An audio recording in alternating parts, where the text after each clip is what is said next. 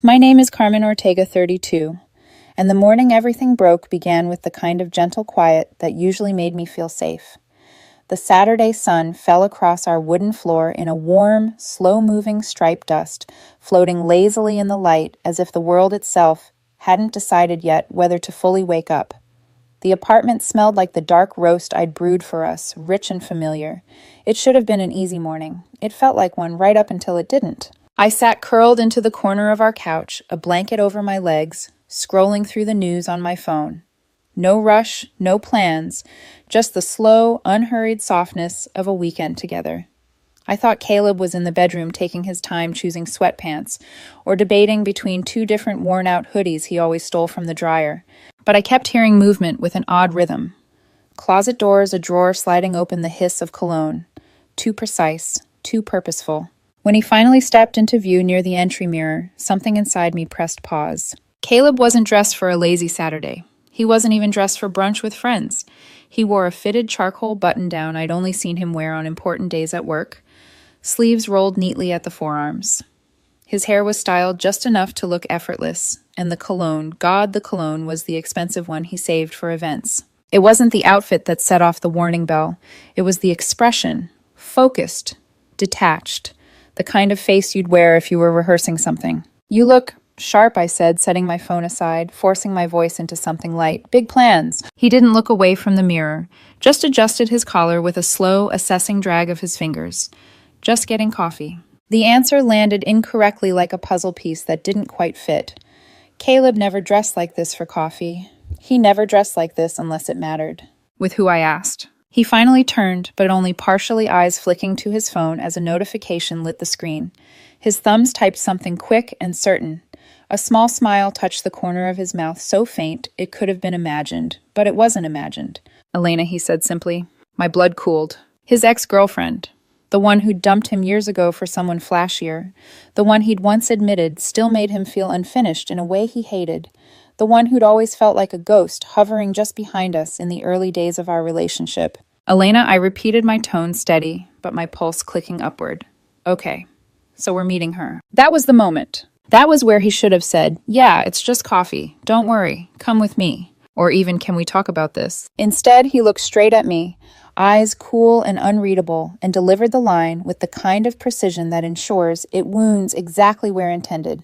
"You're not invited." The apartment seemed to exhale all at once, air thinning around me. For a second, I didn't move, didn't blink. The words lifted, turned slowly, and then cut deep. "You're not invited." It wasn't a casual slip or a poorly chosen phrase. It was a boundary, a declaration, a quiet surgical removal of me from a part of his life he still reserved for her. My voice came out soft but remarkably even. "Why?" He slid his phone into his pocket, grabbed his watch, and fastened it with a crisp click. "It'll just be a quick catch-up. Nothing to overthink. Just be cool." Be cool, meaning don't react, don't question, don't exist in this part of his life. I stared at him, at the man I had spent 3 years building something with, and I tried to understand how he'd become a stranger in the span of 10 seconds. The warning bell in my mind wasn't ringing anymore. It was humming low, steady, unmistakable. I felt the crinkled paper in the pocket of my jeans, the one I'd slid there last night before bed. A receipt. From the jeweler. I had picked up the custom engagement ring yesterday, a flawless solitaire with a pave band designed specifically for his taste. I'd planned to propose tonight. I'd already bought ingredients for his favorite dinner. I'd rehearsed what I wanted to say. We were supposed to move forward, but he was moving backward toward someone else. He grabbed his keys from the counter and walked toward the door. Not once did he check if I was okay. Not once did he hesitate. He just looked at me with a bland, almost bored indifference. "I'll be back in a few hours," he said. And the version of me who loved him wanted to drown in questions. Did I do something wrong?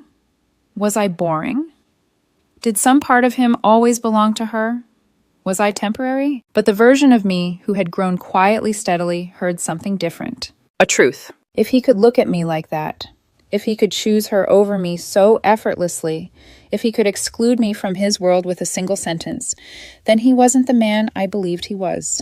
I let all of that whirl inside me, then I froze it. When I finally spoke, my voice was so calm it shocked even me. "Understood." Caleb blinked, as if he'd been preparing for an argument and didn't know what to do without one.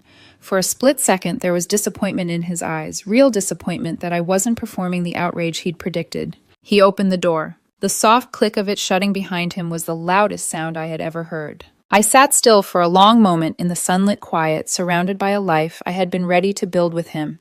My chest felt hollow, scraped clean, but my mind had never been clearer. I pulled the ring receipt from my pocket, smoothed the creases with my thumb, and placed it on the coffee table, like an obituary for a future that had just died. Then I stood. The time for confusion was over. I walked to the bedroom, pulled out my suitcase, and set it on the bed. It was time to leave. Tomorrow I would cancel the ring. Tonight I would pack the woman I still was. The first thing I packed was my silence. Not the fragile, stunned silence from earlier that morning, but a colder, sharper kind that had purpose. The kind that didn't tremble. The kind that didn't ask questions it already knew the answers to. The kind that moved. I opened the suitcase on the bed and began with the essentials: jeans, sweaters, workout clothes, the soft blue scarf. My mother knitted me years ago. Everything folded with intention. Nothing frantic, nothing messy. If anyone had walked in, they might have mistaken me for someone preparing for a weekend trip, not someone quietly dismantling an entire life. I didn't look at the framed photos of us on the dresser. I didn't touch the stack of movie stubs we'd saved. I didn't let my eyes linger on the gifts he'd given me. Every object suddenly felt like it belonged to a different timeline, a version of myself I no longer recognized. By the time I zipped up the suitcase, the sun had drifted to the other side of the room. The shadow on the floor was longer now, cutting across the carpet like a marker dividing before and after. My phone buzzed once, a calendar reminder popping up innocently. Pick up ingredients for Caleb's favorite dinner, 5:00 p.m. I stared at it until the screen dimmed. Then I slid the phone into my pocket and walked to the kitchen, where the ring receipt sat in the center of the table like a verdict waiting to be executed. The jeweler's number was printed at the top, elegant and embossed. I dialed it.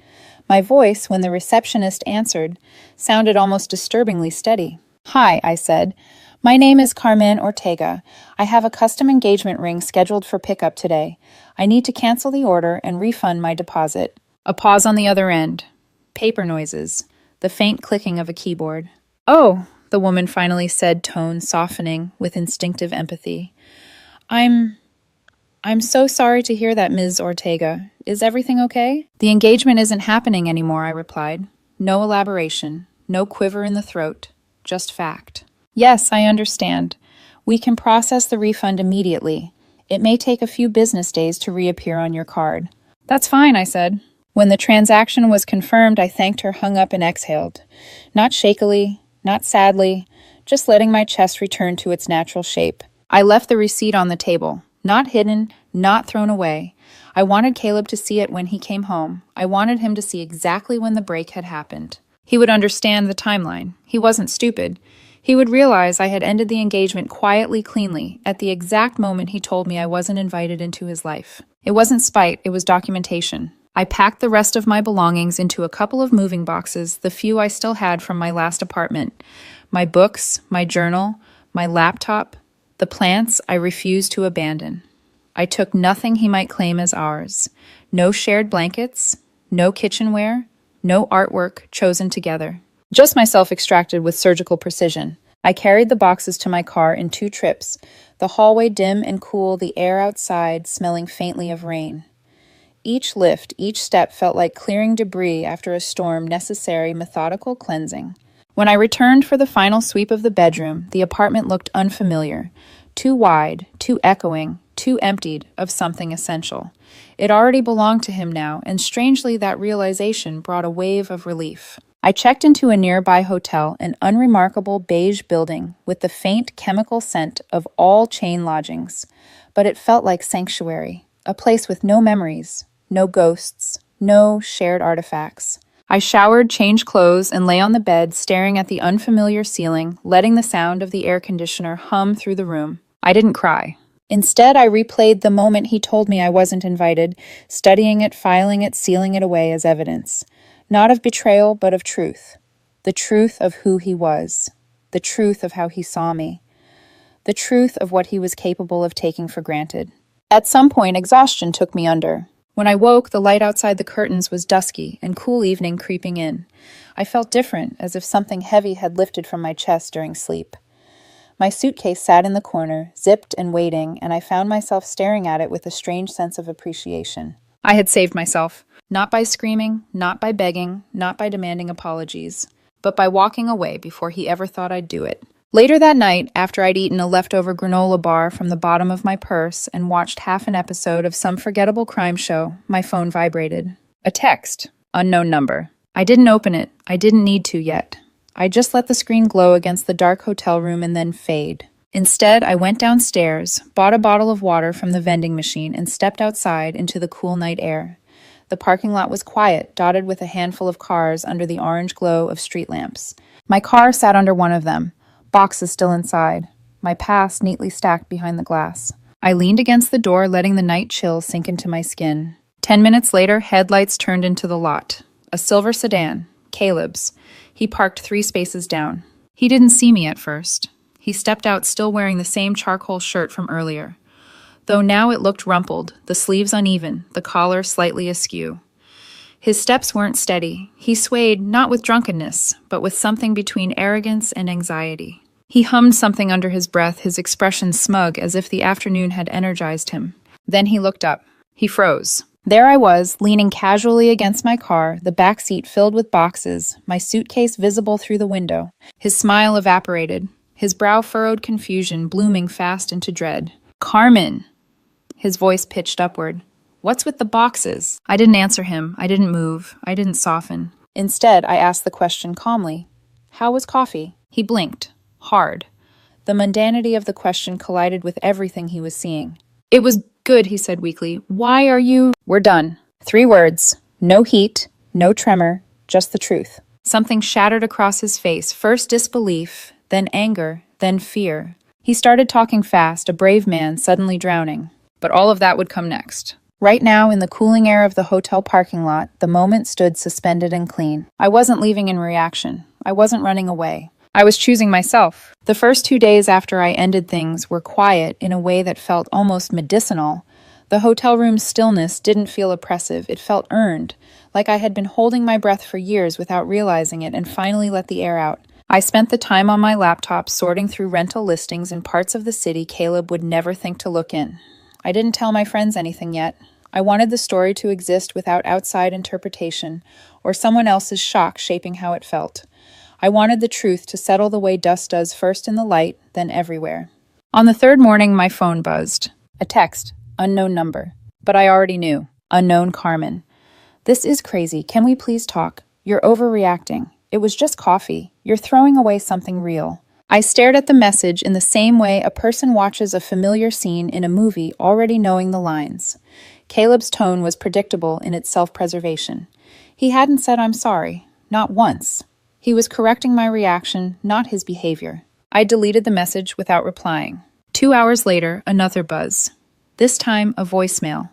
I watched it appear in the notification bar and disappear into the inbox with the same emotional investment one gives to watching leaves fall onto a sidewalk. I pressed play.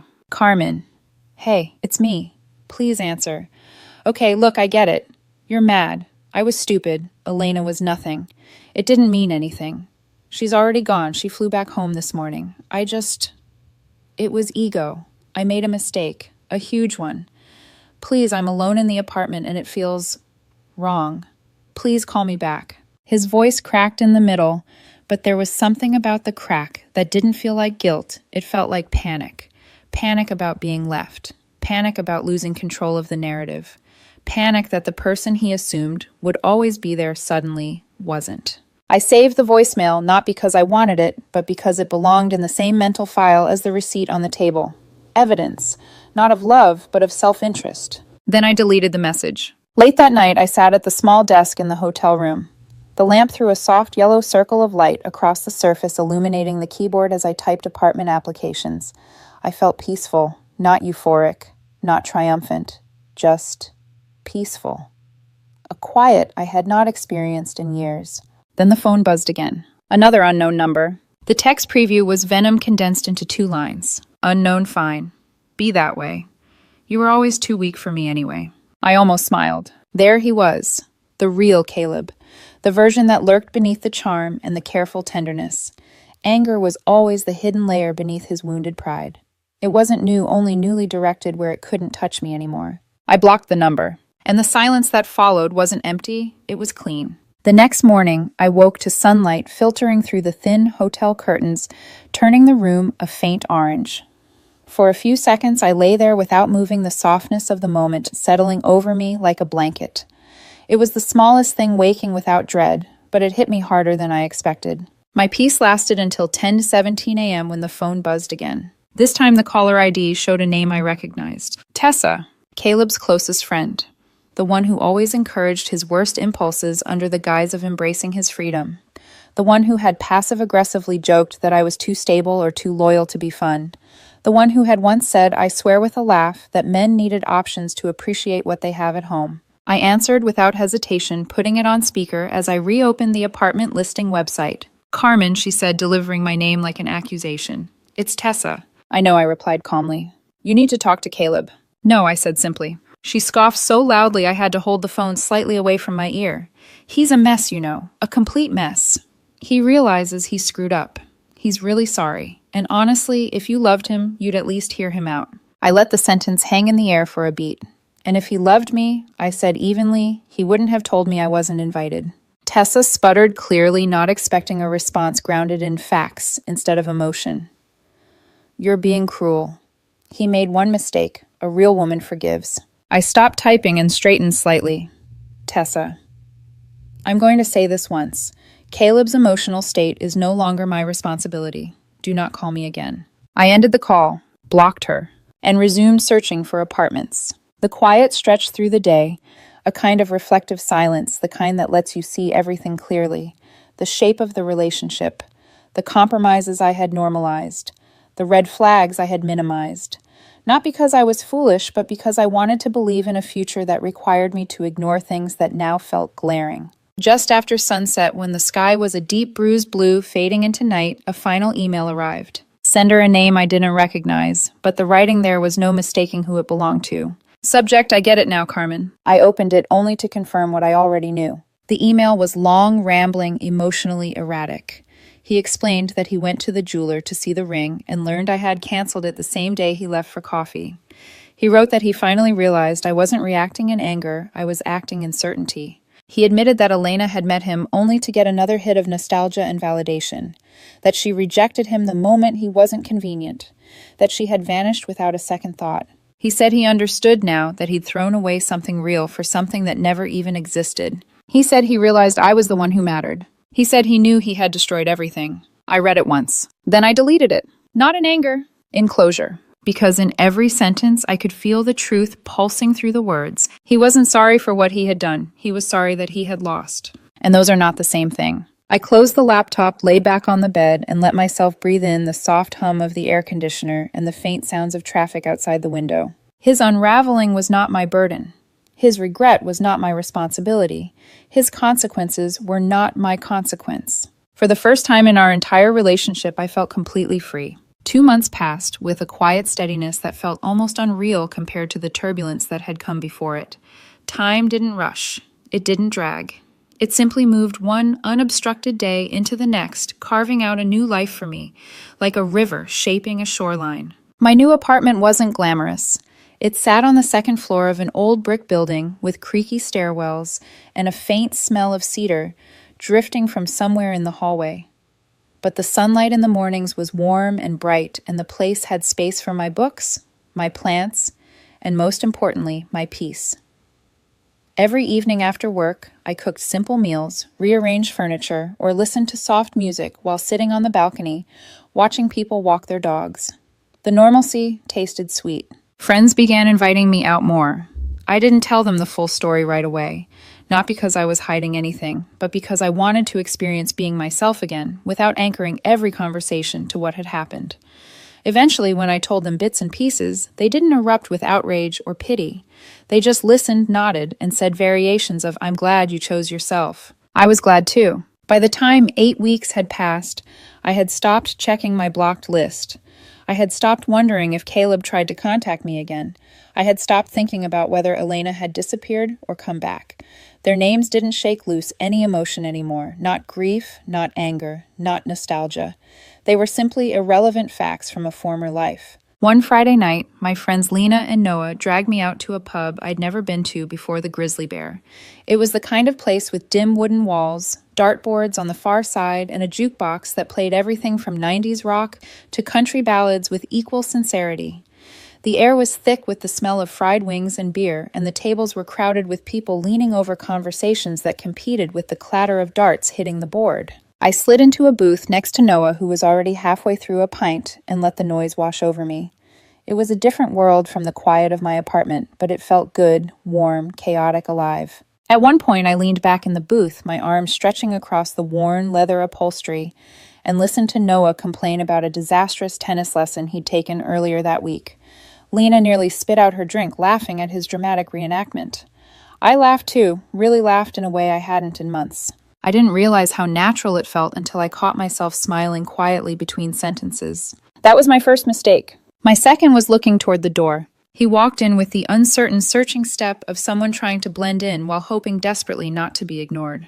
Caleb. The moment I saw him, it felt like the air thickened, but not from emotion.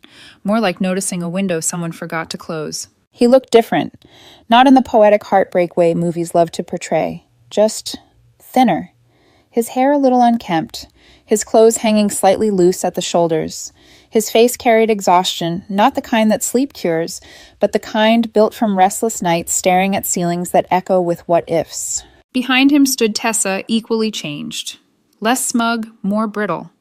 They paused near the doorway, scanning the room, probably looking for an empty table. And then his eyes caught mine. Hope detonated across his face so quickly it was almost painful to watch. I turned away and focused on the condensation sliding down my pint glass. "Everything okay?" Noah asked quietly beside me. "Yep," I answered, and I meant it. But the shadow approached anyway. I felt the presence before I saw it. A faint shift in the air, a stillness that cut through the background noise. I lifted my gaze and found Caleb standing at the side of our booth, hands clenched so tightly his knuckles had gone white, his breathing uneven, his attempt at composure weak at best. "Carmen." His voice cracked on the second syllable. I offered a polite nod, the same one I might give to a passing coworker. "Caleb, you look good." His tone tried for casual, but landed somewhere between pleading and regret. "Thank you," I said, taking a sip of my drink. He swallowed, clearly thrown by the lack of drama. "Can we talk?" "There's nothing to talk about." His jaw tightened. The glance he cast toward the booth behind us was quick, but telling he didn't want witnesses. He didn't want anyone else watching the unraveling he had hoped to reverse. But this time, he had no control over the stage. "I just want to explain," he said. "I don't need an explanation." My voice stayed soft, steady, unthreatened.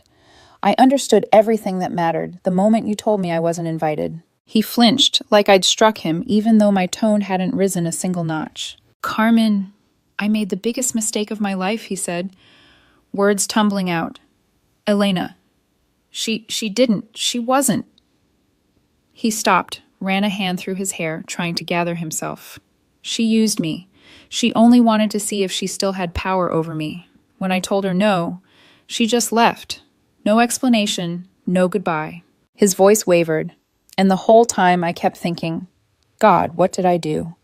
Why did I throw away what we had? He waited. He wanted the silence to pull me closer. I let it stretch without offering him a single lifeline. He tried again, voice cracking, "I miss you. I miss us." I set my glass down gently, placing it on the coaster with the softest click.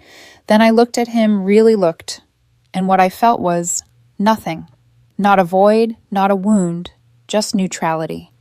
He stood 3 feet away from me and felt as distant as a stranger at a crosswalk. "What we had," I said calmly, "was only real on my side, not yours." His breath hitched. "That's not true." "It is," I said, "because if it were real for you, you wouldn't have chosen to exclude me from your life, not even for an afternoon, not even for just coffee. You don't do that to someone you see a future with." He stared at me, eyes, wide panic rising behind them like a tide. I continued, my voice gentle but unshakable. "That was a different life, Caleb, and I've made peace with the fact that it's over." A full second passed before I added the words that ended everything more completely than any breakup ever could. "I'm happy in the life I have now, and you're not in it." For a moment, he didn't move. didn't breathe. His expression crumpled not just from heartbreak, but from the dawning realization that his hold over me was gone. Completely. Permanently. He opened his mouth as if to speak, but nothing came out. He stepped back, one slow retreating motion, then another. He walked away. His shoulders were slumped, not in anger, but in defeat, the kind that comes when a door doesn't just close, but disappears entirely. Tessa shot me a sour look as she followed him out, but even that didn't land.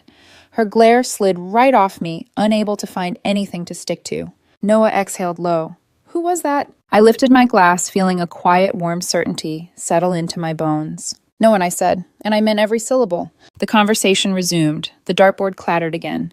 Laughter rose around me. Life didn't pause for the past. It never had to. I was already living in the present. In the days after that encounter at the Grizzly Bear, I expected at least a ripple inside me, some faint aftershock, some echo of sadness or anger or even satisfaction.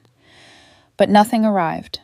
My emotional landscape stayed calm, still, and strangely bright, like a field after a storm where the grass glistens, but the air already smells clean. It wasn't triumph. It wasn't revenge. It was simply the natural absence of something that no longer held meaning. I didn't revisit the moment in my head the next morning. I didn't replay what he said. I didn't scrutinize my answers or wonder if I'd been too cold, too calm. I just went on with my day. I cleaned my kitchen, watered my plants, and opened the windows to let the sunlight fall across the living room floor. The rays warmed the wooden boards in a way that reminded me of the apartment I left behind, but this place felt different. This sunlight belonged to me alone. That was the quiet miracle of it all. I wasn't recovering from Caleb. I was simply returning to myself. Over the next few weeks, my life unfolded in small, deliberate moments. I went to weekend markets with Lena and Noah. I took long walks along the river after work. I started journaling again, something I hadn't done in years because the old apartment had never felt like a space where my thoughts had room to stretch. Here, they had an entire home. I bought a small white ceramic cup from a thrift shop. I filled it with soil and planted a succulent. It sat on my windowsill, growing slowly but steadily, reaching for the light in a calm, unhurried way. I liked it there. I liked myself here. One evening, about a month after the pub incident, I found myself sorting through a small box of old keepsakes, notes, ticket stubs, tiny objects that had accumulated over time. Not from Caleb, but from the years before him. Before I had shaped myself so tightly around someone else's needs. Before I had shrunk parts of my life to fit the spaces he left unfilled. There was a picture of me on a beach from 5 years ago. I was laughing at something off-camera sun in my hair, salt water drying on my skin. When I picked it up, it didn't feel like a remembrance of youth or an ache for the past. It felt like a promise. A reminder that the version of me who existed before the relationship wasn't gone. She had never been lost. She had simply been waiting for space. I placed the picture on my new bookshelf. A week later, I had dinner with my parents. My mother watched me carefully the entire night, not with suspicion, but with the soft attentiveness of someone who senses a shift even before you've spoken about it. When dessert arrived, she finally asked, "You seem lighter these days. Happier. What changed?" I didn't tell her about Caleb, not because I wanted to hide him, but because he didn't need to exist in this conversation. The chapter was already closed. I chose peace, I told her simply. She reached across the table and squeezed my hand. "You look like yourself again," she said. "It suits you." It wasn't until I drove home that night, windows cracked to let in the warm air, that her words fully sank in. I hadn't even realized how far I'd drifted from the woman I once was. How many small concessions had accumulated into something quietly suffocating. How easily one sentence, "You're not invited," had cut through everything I'd been ignoring. And how instantly I had recognized that was not something I could coexist with. 2 months after that, the seasons shifted. Summer turned into early autumn, the kind where leaves began to yellow at the edges, and the nights carried a sharper chill. I walked home from the grocery store one evening, under a soft gold sunset, the kind that makes even the ordinary world look cinematic. I didn't think about Caleb, not because I was avoiding him, but because he no longer occupied space.